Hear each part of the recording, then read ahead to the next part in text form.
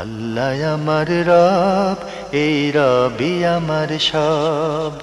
দামে দামে তুন মনে তারি অনুভব। তোমার দুনিয়াতে আমি যেদিকে তাকাই, অথই নিয়ামতে ডুবে আছি সবাই। পাক পাখালির গানে শুনি তসবি কলরব, তসবি কলরব। আল্লাহ আমার রব, এই রবি আমার। আসসালামু আলাইকুম, আলহামদুলিল্লাহ, আসসালাতু ওয়াসসালামু আলা রাসূলিল্লাহ। প্রিয় দর্শক, আপনারা যারা দেশে আছেন প্রবাসে, সবাইকে জানাই অনেক অনেক প্রীতি ও শুভেচ্ছা। শুরু হলো এনটিভি আয়োজিত এবং লাভ হলো নিবেদিত অনুষ্ঠান আপনার জিজ্ঞাসা।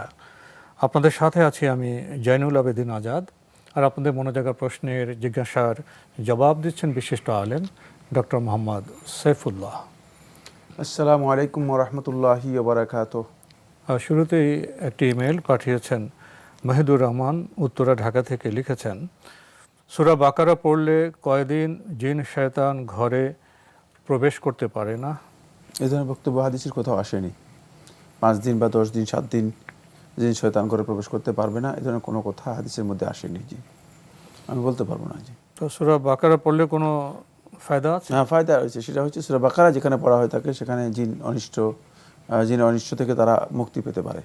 কিন্তু কদিন এটা না, মুক্তির বার্তা আছে, কিন্তু দিনের বার্তা নেই। জি জি, আমরা জানলাম বিষয়টি সম্পর্কে। প্রিয় দর্শক আরও লিখেছেন, প্রতি শুক্রবার রাতে সূরা দুখান পড়লে কি ফজিলত পাওয়া যাবে? সূরা দুখানে ফজিলতে যে হাদিসটি বর্ণিত হয়েছে তাও সহিহ নয়, সনদের দিক থেকে শুদ্ধ না। সহি নয়। না, জি। সবশেষে লিখেছেন, প্রতি রাতে সূরা সিজদা পড়লে কি ফজিলত পাওয়া যেতে পারে? সূরা সিজদার ফজিলতের ব্যাপারে হাদিসটি দাঈফ। বাকি কেউ কেউ বলেছেন যে আমলযোগ্য। সূরা সিজদা এবং সূরাতুল মুলক, এই হাদিসটি কেউ কেউ আমলযোগ্য বলেছেন। এখানে আলাদা কোনো ফজিলত উল্লেখ করা হয়নি।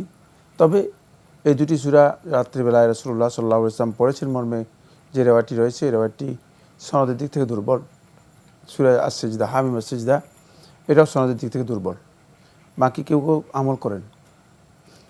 কোনো কোনো বর্ণনার মধ্যে কেউ কেউ হাসান বলেছেন। কেউ যদি নিয়মিত পড়তে চান তিনি পড়তে পারেন। নবী সাল্লাল্লাহু আলাইহি ওয়াসাল্লাম পড়তে বলেছেন মর্মে যে রেওয়ায়তটি রয়েছে এটা শুদ্ধ নয় বা সহিহ নয়।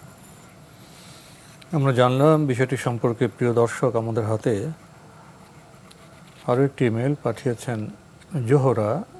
লিখেছেন, আমার পায়ের নখগুলো ভঙ্গুর প্রকৃতির, বারবার পানি লাগলে নখের কোনায় ইনফেকশন হয়। সাধারণত 5 বার অজু করা, গোসল করা, আরও ঘরের কাজে সারাদিন পায়ে অনেকবার পানি লাগে। তাই শুধু রাতে ঘুমানোর আগে অজু না করে তায়াম্মুম করলে সেটা সঠিক হবে কি? উল্লেখ্য, রাতে বারবার বাথরুমে যেতে হয়। ঘুমানোর জন্য তো আর উজুর বিষয় নেই। ঘুমানোর জন্য সুন্নাহ হচ্ছে উজু করা। চতুর্থ উজু করার বিষয়টি সেখানে অত বেশি তায়াম্মুমের কোনো প্রয়োজন নেই। জি, ঘুমের জন্য কোনো তায়াম্মুম নেই। জি, ঘুমে যদি আপনি সুন্নাহ অনুসরণ করতে চান তাহলে আপনি উজু করবেন। আর যদি উজু করতে কোনো সমস্যা থাকে তাহলে তায়াম্মুম করার কোনো প্রয়োজন নেই, কারণ এটা ওয়াজিব না। আমরা জানলাম বিষয়টি সম্পর্কে। প্রিয় দর্শক, আরও একটি ইমেল পাঠিয়েছেন মাজহারুল হক। লিখেছেন, আমার মায়ের প্রশ্ন, মেয়েদের মাথা আঁচড়ানোর পর যেসব চুল পড়ে যায় সেগুলো কি বিক্রি করা জায়েজ?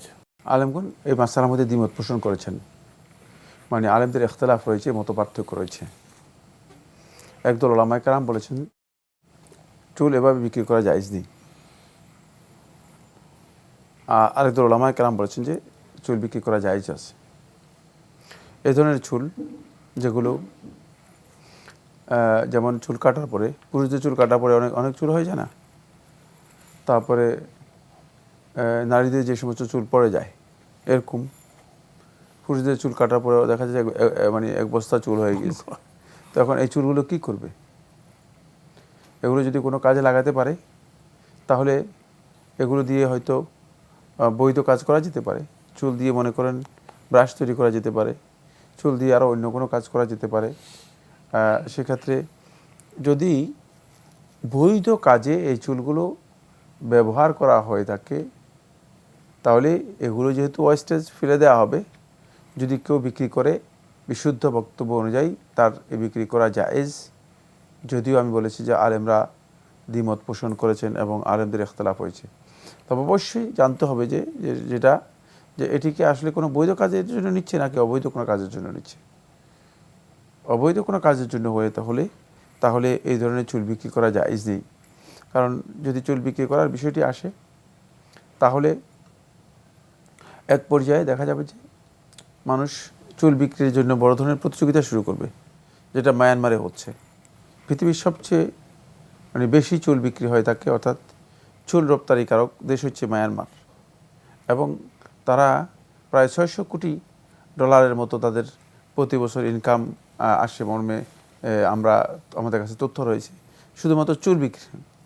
তো সেখানে মহিলারা সবাই এসে চুল বিক্রি করে চলে যায়, আবার চুল বড় হয়, আবার চুল বিক্রি করে চলে যায়। আর সেগুলো দিয়ে বিভিন্ন ধরনের কৃত্রিম চুলের জন্য যেই এটাকে কে বলা হয় থাকে পরচুলা তৈরি করা হয় থাকে, যেটা পরচুলা হারাম।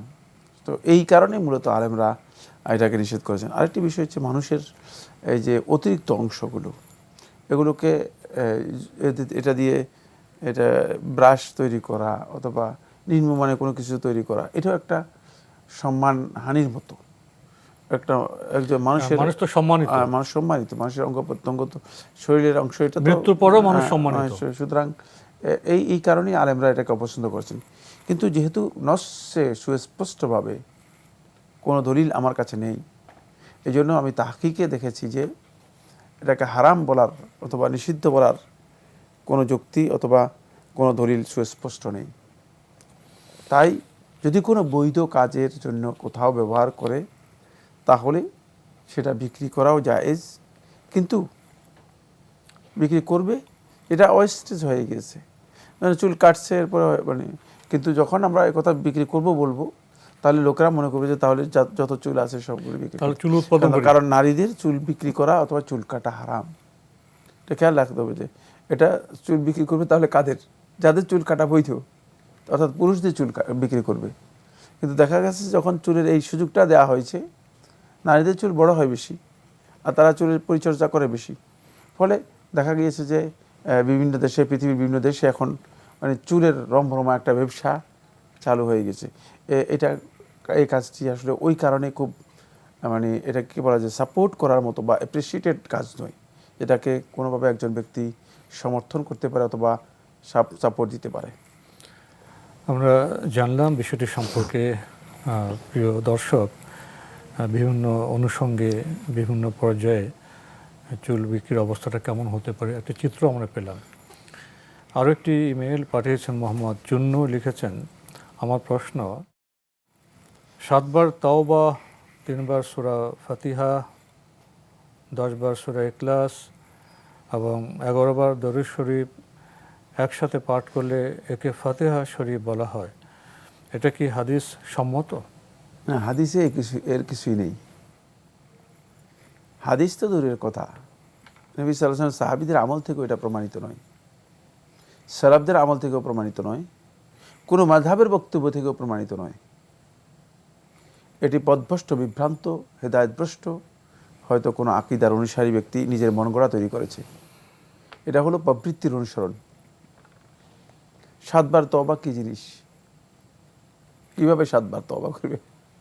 তওবা তো হচ্ছে হারাম থেকে, আল্লাহ তাআলার অবাধ্যতা থেকে নিজে প্রত্যাবর্তন করে ফিরে আসা। তওবা তো শুধু উচ্চারণের নাম নয়, 7 বার তওবা বলতে কি বুঝিয়েছে? এরপরে 7 বার দরুদ, 11 বার দরুদ শরীফ। 11 বার কেন? 25 বার পড়েন, 30 বার পড়েন, 11 বার কেন? এই যে নির্ধারণের ক্ষমতা কে রাখে? খেয়াল রাখতে হবে, শরীয়তের কোনো বিষয়কে যদি কোনো ব্যক্তি কোনো সংখ্যা, যদি কোনো ব্যক্তি কোনো স্থান, যদি কোনো ব্যক্তি কোনো সময়, যদি কোনো ব্যক্তি কোনো কারণের সাথে সেটাকে সম্পৃক্ত করে, তাহলে তাকে অবশ্যই দলিল দিতে হবে। দলিল ছাড়া বলতে পারবে না। কোনোভাবেই কোনো ব্যক্তির জন্য বৈধ নয় যে তিনি ইসলামের কোনো বিষয়ে সংখ্যা নির্ধারণ করতে পারেন অথবা স্থান নির্ধারণ করতে পারেন যে অমুক জায়গায় যাবেন, সেখানে গিয়ে 2 রাকাত নামাজ পড়লে অনেক ফজিলত পাবেন, 10 লক্ষ নেকি পেয়ে যাবেন, 39 কোটি সওয়াব পেয়ে যাবেন। এগুলো সবটাই মন গড়া প্রবৃত্তির অনুসরণ। ইসলামে এর কোনো ভিত্তি নেই। যে বক্তব্যটি দিয়েছেন এগুলোর সাথে হাদিসের কোনো সম্পর্ক নেই, হাদিস নয়, বরং সালফে সালেহিনের কোনো বক্তব্যেরও সম্পর্ক নেই। তাহলে ইবাদত হিসেবে কিছু নির্দিষ্ট করতে গেলে সেটা একমাত্র আল্লাহ এবং রাসূলের বক্তব্যের মাধ্যমে নির্দিষ্ট হবে। অবশ্যই, অন্যথায় কোনো মানুষের পক্ষ থেকে অন্যথায় কোনো নয়। ব্যক্তি শুধু বলবে যে আমি দরুদ শরীফ পড়বেন, দরুদ শরীফ পড়তে পারবেন, কিন্তু বলতে পারবেন না যে আপনি বারবার দরুদ শরীফ পড়েন। ভাই মোহাম্মদ চুন্নু, আপনি আরও লিখেছেন, এশার নামাজের পর 500 বার দুরূদ শরীফ এবং ফজরের নামাজের পর আগে এবং পরে 100 বার করে দরুদ শরীফ, মাঝে 500 বার লা হাওলা ওয়ালা কুওয়াতা, এটা পড়া কতটুকু হাদিস সম্মত? এটা যদি হাদিস সম্মত না হয় তাহলে আটরশির হুজুর কি দেখে এই শিক্ষা দিয়ে গিয়েছেন? ওখানে যারা যায় এই আমলগুলো করে এটা কতটুকু ঠিক? এটা যদি সেই সুন্নত না হয় তাহলে এটা আমল করা কি ঠিক হবে? না, এ ধরনের আমল করা জায়েজ নেই। এ ধরনের আমল যদি কেউ করে থাকেন তিনি বেদাত করলেন এবং তিনি গুনাহগার হবেন। মানে ইবাদত করেও গুনাহগার হওয়ার একটা পদ্ধতি হচ্ছে এটি। কারণ ইবাদতের মধ্যে প্রবৃত্তির অনুসরণ করার কোনো সুযোগ নেই। আর এ ধরনের কোনো বক্তব্য সহিহ হাদিস দ্বারা সাব্যস্ত হয়নি। পৃথিবীর কোনো ব্যক্তি, যার নাম উল্লেখ করেছেন তিনি নয়, পৃথিবীর কোনো ব্যক্তি মুহাম্মদ রাসূলুল্লাহ সাল্লাল্লাহু আলাইহি ওয়াসাল্লাম ছাড়া, যিনি ওহীর মাধ্যমে কথা বলেছেন তিনি ছাড়া আর কোনো ব্যক্তির এই অধিকার নেই যে তিনি বলতে পারেন যে যে এই এই এই এই দোয়াটি 500 বার, এই দোয়াটি 250 বার, এই দোয়াটি 300 বার, এই দোয়াটি 200 বার, এটা পড়তে হবে না। পৃথিবীর কোনো ব্যক্তির জন্য এটা বৈধ নয়। যদি বলে থাকেন তাহলে তিনি প্রবৃত্তির অনুসারী নিজের মন গড়া বক্তব্য দিয়েছেন, ইসলামের মধ্যে মন গড়া বক্তব্য দিয়েছেন। কোনো ইবাদত যদি কোনো ব্যক্তি মন গড়া করে থাকে, এই ইবাদতের মূল্য আল্লাহ তাআলার কাছে কিচ্ছু না। এই ইবাদত এর মূল্য আল্লাহ রাব্বুল আলামিনের কাছে সামান্যতম কোনো মূল্য নেই। কারণ আমরা যেই কালেমাত তাওহীদের ঘোষণা দিচ্ছি, শাহাদাতাইনের ঘোষণা দিচ্ছি, শাহাদাতাইনের প্রথম হচ্ছে শাহাদাতুল উলুহিয়া, আল্লাহ তাআলার উলুহিয়তের ঘোষণা দিচ্ছি। আমাদের যত ইবাদত আছে সবটা একমাত্র আল্লাহর জন্য হতে হবে। যদি আল্লাহ তাআলা ছাড়া অন্য কারোর জন্য হয় তাহলে সেটা ইবাদতই হবে না। দ্বিতীয়, আমি যেই শাহাদা দিচ্ছি, রিসালাতের সাক্ষ্য দিচ্ছি। রিসালাতের সাক্ষ্য মানে কি? মুহাম্মদ সাল্লাল্লাহু আলাইহি ওয়াসাল্লাম যেভাবে আল্লাহর ইবাদত জানিয়েছেন সেভাবেই করতে হবে, সেই অনুসরণ করতে হবে। যদি অনুসরণ না করলেন তাহলে আপনি মুহাম্মদ সাল্লাল্লাহু আলাইহি ওয়াসাল্লামের মানে এই স্বীকৃতি দিলেন না এবং আপনি মূলত প্রকারান্তরে এক প্রকারের কুফরির মধ্যে লিপ্ত হলেন। নিজের মন গড়া প্রবৃত্তিকে আপনি অগ্রাধিকার দিলেন। কারণ রাসূল সাল্লাল্লাহু আলাইহি ওয়াসাল্লামকে মেনে নিতে হবে আপনাকে। তো আপনি মেনে নিলেন কোথায়? রাসূলের প্রতি ঈমান আনার অন্যতম একটা দিক হচ্ছে রাসূল সাল্লাল্লাহু আলাইহি ওয়াসাল্লাম যা রাসূলুল্লাহ সাল্লাল্লাহু আলাইহি ওয়াসাল্লাম যা করতে বলেছেন, ওয়া তাআতু মা আমারা বিহ, সেই যেসব সমস্ত ব্যাপার রাসূল সাল্লাল্লাহু আলাইহি ওয়াসাল্লাম নিষেধ করেছেন আর নির্দেশ দিয়েছেন সেগুলো আনুগত্য করতে হবে, অনুসরণ করতে হবে। তো অনুসরণ তো করে নেই আসলে। এই জন্য এখানে এই সুযোগ নেই যেটা বলেছেন যে একজন তার মন মতো কথা একটা বলে দিবে আর সেটাকে দিন হিসেবে আমরা পালন করব। এর সামান্যতম কোনো সুযোগ নেই ইসলামের মধ্যে। তাহলে ইবাদতের বিষয়গুলো আসতে হবে আল্লাহ এবং রাসূল থেকে, জি, সেটা আমাদের অনুসরণ করতে হবে। আল্লাহ তাআলা থেকে তো সবটাই, কিন্তু আমরা আমাদের কাছে মাধ্যম একটাই, সেটা হচ্ছে রাসূল সাল্লাল্লাহু আলাইহি ওয়াসাল্লাম। কারণ সবটাই তো আল্লাহ তাআলার পক্ষ থেকে, কিন্তু আল্লাহর পক্ষ থেকে রাসূলুল্লাহ সাল্লাল্লাহু আলাইহি ওয়াসাল্লাম যা কিছু বলেছেন বাণীবাহক, সেটাই হচ্ছে না, সেটাই আমাদের কাছে এসেছে। মানে এই দুজনের নামই চলে আসে। জি, জি। ইবাদত তো আল্লাহর জন্য, উনি দেবেন, রাসূল আমাদের কাছে পৌঁছেছেন। জি, এই দুটি বিষয়ে আমাদেরকে সতর্ক থাকতে হবে প্রিয় দর্শক। আরও একটি ইমেল পাঠিয়েছেন শাহরুখ হোসেন তন্ময়, লিখেছেন সহিহ বুখারীর 1952 নম্বর হাদিসে বলা হয়েছে, সিয়ামের কাজা জিম্মা রেখে কেউ মারা গেলে তার ওয়ালি তার পক্ষ থেকে সিয়াম আদায় করবে। এটা কি শরী ওজনের কারণে ভঙ্গকৃত সিয়াম নাকি বিনা ওজরেও ভঙ্গকৃত সিয়াম? যদি তার ওয়ালি সিয়াম কাজা না করে ফিদিয়া আদায় করে তাহলে কি তা জায়েজ হবে? প্রথম কথা হচ্ছে যে কাজায়ের কথা বলা হয়েছে সেটা হচ্ছে যদি শরঈ কোনো ওজর থাকে, যে ওজরের কারণে কোনো ব্যক্তি সিয়াম পালন করতে পারেনি, তার সে সিয়াম, কিন্তু ইচ্ছাকৃতভাবে যিনি সিয়াম পালন করেননি তার এই সিয়াম কি আদৌ পালন করবে কি না এ নিয়ে আলেমদের মধ্যে দ্বিমত রয়েছে। যদিও আলেমদের মধ্যে অনেকেই বলেছেন যে সিয়ামটা পালন করবে, কিন্তু তাহকিক অনুযায়ী আমার কাছে এটাই মানে প্রাধান্য পেয়েছে সেটা হলো এই যে কোনো ব্যক্তি যদি ইচ্ছাকৃতভাবে সিয়াম নষ্ট করে থাকে, কোনো ফরিদা নষ্ট করে থাকে, তাহলে ইসলাম তাকে ওই ফরিদা তার কাছ থেকে রিকভারি নিয়ে নেই। ইসলাম তার কাছ থেকে এর কাদা এর কোনো বিধান দেয় নেই। কারণ হচ্ছে সে তো আল্লাহর বিধানের লঙ্ঘন করে ফেলেছে, ফরজকে লঙ্ঘন করেছে, ইচ্ছাকৃত করেছে।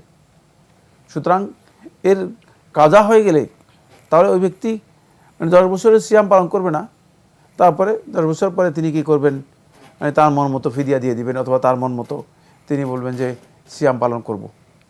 অথবা এমন যে গরমের মধ্যে সব ফরজ হয়েছে সিয়াম, যেমন আমাদের গত বছর এবং এই যে ইদানিং যে সময়গুলো আছে এগুলোতে সিয়াম হচ্ছে এপ্রিল মাসে, মার্চ মাসে অত্যন্ত গরমের সময়, লম্বা সময়।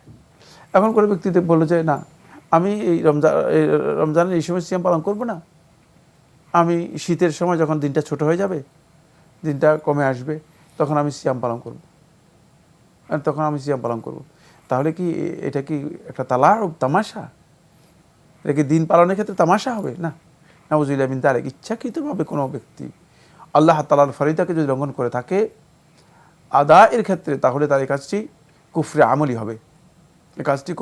হবে, সুতরাং এই ক্ষেত্রে সে ব্যক্তি এটা পালন করার আর কোনো স্কোপ থাকবে না।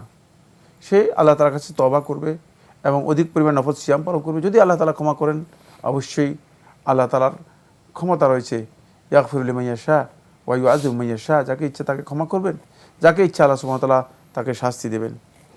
তো এটা হলো প্রথম পয়েন্ট। দ্বিতীয় নম্বর পয়েন্ট হচ্ছে ফালিয়াসুম আনহু ওয়ালিয়ুহু, যে হাদিসটি উল্লেখ করেছেন সহিহ বুখারী থেকে, তার পক্ষ থেকে তার ওলি সিয়াম পালন করে দেবে। এটা হচ্ছে ওলি যদি সামর্থ্যবান হয় থাকে, এটা ওলি যদি সুযোগ, কারণ ওলি মানে তার যদি এটাকে কয় তার উত্তরাধিকারী যারা আছে অথবা তার সন্ততি যারা আছে, তারা যদি তাকে ভালোবাসে দেখবেন যে তারা সিয়াম পালন করবেই, টাকা দিবে না।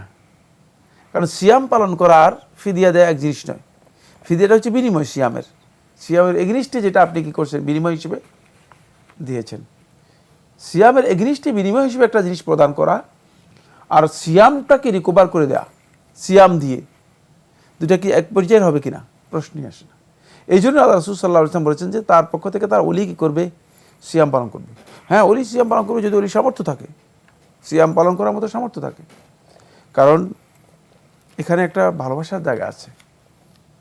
আপনার পিতা মারা গিয়েছে, আপনার মা মারা গিয়েছে, তিনি সিয়াম পালন করতে পারেন নাই। আপনি যখন সিয়ামটা পালন করবেন তখন আপনি আন্তরিকতার সাথে পিতামাতার এই ভালোবাসা নিয়ে এটা পালন করবেন। আল্লাহ তাআলা এটা দেখবেন, আল্লাহ তাআলার কাছে সবচেয়ে পছন্দের বিষয়। আর ফকির মিসকিনটাকে খাওয়াই দেওয়া তো সহজ বিষয়, কোনো ব্যাপারই না, এটা এমনিতেই আপনি খাওয়াই দিতে পারেন। হ্যাঁ, তারপরেও যদি কোনো ব্যক্তি তিনি সিয়াম পালন না করে ফিদিয়া দেন, আমরা আশা করি ইনশাআল্লাহ তাআলা ফিদিয়া আদায় হয়ে যাবে। কারণ যেহেতু আল্লাহ সুবহানাহু ওয়া তাআলা এর জন্য বিকল্প হিসেবে ফিদিয়া উল্লেখ করেছেন, বিকল্প হিসেবে ফিদিয়া কোরআনের মধ্যে উল্লেখ করেছেন। সুতরাং যেহেতু কোরআনের মধ্যে ফিদিয়া বিকল্প হিসেবে উল্লেখ করা হয়েছে, যে কোনো ব্যক্তি তিনি ইচ্ছা করলে মানে বিকল্প হিসেবে ফিদিয়াটাও গ্রহণ করতে পারবেন। আমরা জানলাম বিষয়টি সম্পর্কে। প্রিয় দর্শক আরও লিখেছেন, কোনো ব্যক্তি জাকাত খাওয়ার উপযুক্ত কিনা, জাকাত গ্রহণ করে কিনা তা না জানা গেলে তাকে কি জানিয়ে জাকাত দেওয়া যাবে? যাবে, জানিয়ে জাকাত দিতে কোনো বাধা নেই।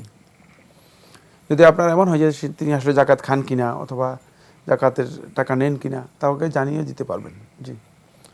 আরও লিখেছেন, হাদিসে বলা হয়েছে ঈদুল ফিতরের নামাজের পর ফিতরা দিলে তা সাধারণ সাদকা হিসেবে গণ্য হবে, কিন্তু কেউ যদি এরপর আদায় করে তাহলে ফিতরা আদায় করা যে ফরজিয়াত সেটা আদায় হবে কি? হ্যাঁ, ফরজিয়াত আদায় হয়ে যাবে, যেহেতু রাসূল সাল্লাল্লাহু আলাইহি ওয়াসাল্লাম বলেছেন সদকা হবে, কিন্তু সদকাতুল ফিতরের যে গ্রেডটা, যে মর্যাদাটা, সেটা পাবে না। যদি সদকাতুল মিনাস সাদাকাত হাদিসের মধ্যে এসেছে, সুতরাং তার এই সদকা আদায় হয়ে যাবে, তার এই ইজজা হবে, কোনো সন্দেহ নেই, যেহেতু হাদিসের মধ্যে রাসূলুল্লাহ সাল্লাল্লাহু আলাইহি ওয়াসাল্লামের কথা বলেছেন। বাকি তিনি নামাজের আগেই আদায় করার জন্য চেষ্টা করবেন, যদি সদকাতুল ফিতরের যেই টার্গেট রয়েছে সেই টার্গেট পূরণ করতে চান। আমরা খুবই গুরুত্বপূর্ণ বিষয়ে অবগত হলাম। প্রিয় দর্শক আরও একটি ইমেল পাঠিয়েছেন, মাহফুজ কুষ্টিয়া থেকে লিখেছেন, স্বামীর মাথার চুল কাঁচা থাকলে এমত অবস্থায় স্ত্রীর চুল পেকে গেলে স্ত্রীর মাথার চুল কালো করার কোনো বিধান আছে কি?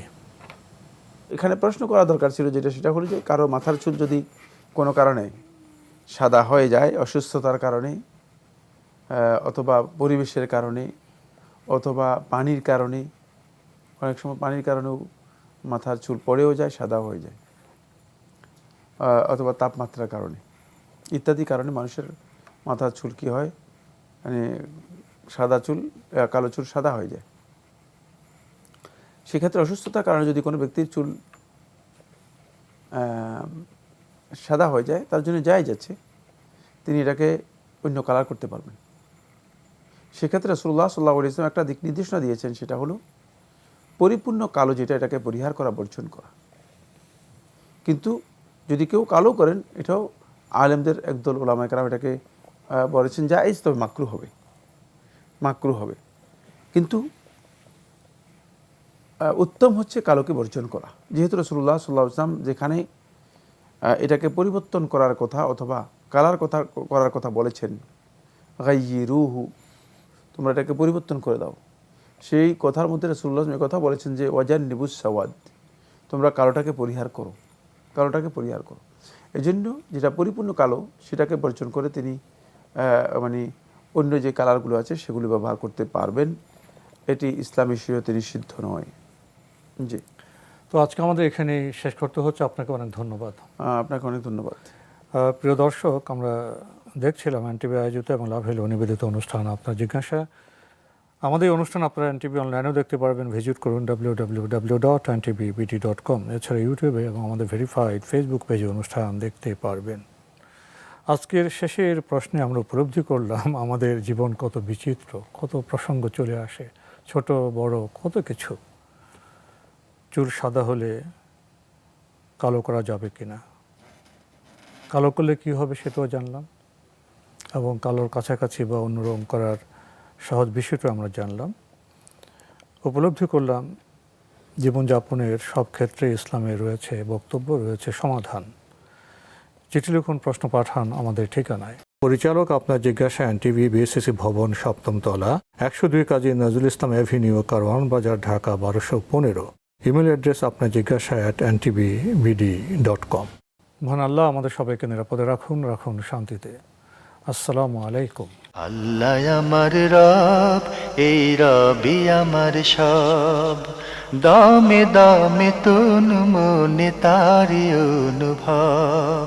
আল্লাহ আমার রব, এই রবি আমার সব।